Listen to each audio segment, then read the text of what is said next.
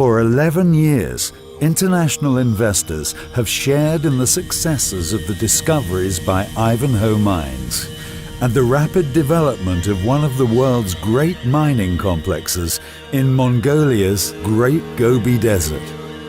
Now we are counting down to the start this year of initial production at Ogow Tolgoi. For 1,000 years or more, the goats, sheep and camels of traditional nomadic herder families grazed around the rocky outcrops at Ogow Tolgoi, which earned the name Turquoise Hill from its ancient rocks showing patches of oxidized copper. The rock formations intrigued modern geologists. Then, in the late 1990s, the drillers were called in. The potential of huge mineral wealth in southern Mongolia, right at China's doorstep, was a tantalizing prospect. Ivanhoe Mines took over the search 12 years ago, after global miner BHP lost interest. Ivanhoe won the support of investors as it pursued the shared dream of finding a world-scale deposit and building a mine in the ancient heart of Asia. In 2001, Ivanhoe drilled deep and made the first big discovery at Ogow Tolgoi. This was quickly followed by even more significant discoveries. Today, the original hill at the site of Ivanhoe's initial discovery at Ogow Tolgoi has been transformed. A fleet of mammoth trucks is hauling away rock, 290 tons at a time, to expose the underlying deposit of gold-rich ore that also contains large amounts of copper and silver. The open-pit mine will begin supplying ore this year for the start of production of concentrate from the first phase of Ogow Tolgoi's development, which is expected during the third quarter. During the past 2 years, an army of almost 15,000 workers has been employed on what is the largest construction project in Mongolia's history. Today, there are bus stops at Ogow Tolgoi, in the middle of the Gobi Desert. Progress on the first phase of the Ogow Tolgoi mining and processing complex was nearly 75% complete as of February this year. Ore from the open pit will be put through the adjacent primary crusher to reduce the size of the rock. An overland conveyor will transfer the crushed ore 2.4 kilometers or 1.5 miles from the primary crusher to the coarse ore storage building, a vast domed structure that is one of the new Gobi landmarks at Ogow Tolgoi. The 13-story tall pebble crusher will further reduce oversized ore for processing.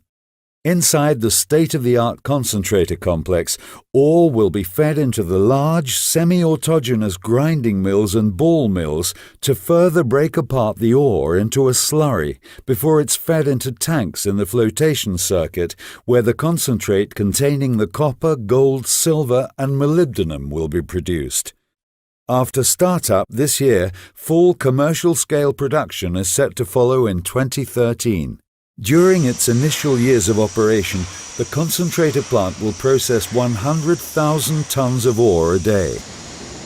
Ogow Tolgoi is projected to produce an average of 1.2 billion pounds of copper, or 544,000 tons, and 650,000 ounces of gold every year for the first 10 years.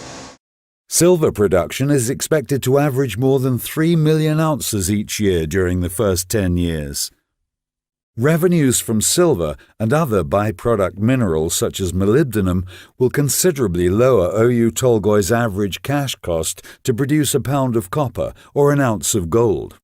Phase 2 of the development will see the addition of ore produced from the copper-rich Hugo Dummit underground deposit beginning in 2015. The construction of access to the vast Hugo deposit has been underway for more than 7 years. The sinking of shaft number 1 to a depth of more than 1,300 meters was completed in 2008. During the ensuing 4 years of underground development work to early 2012, more than 10 kilometers or well over 6 miles of access tunnels were built.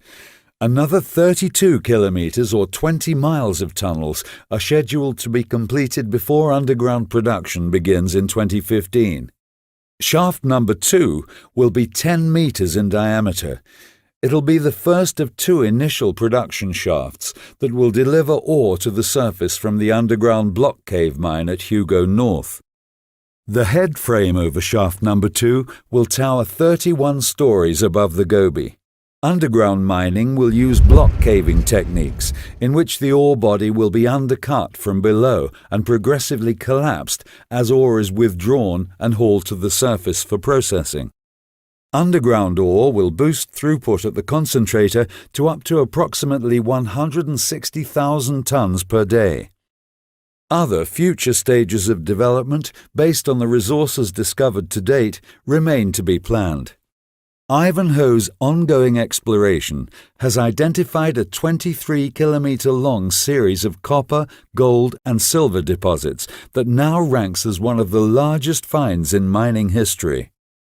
A development study by independent consultants has projected that the resources already established at Oyu Tolgoi would support production for approximately 60 years. With exploration drilling still expanding the current deposits and testing new targets, mining experts agree that Oyu Tolgoi could sustain production for well over 100 years.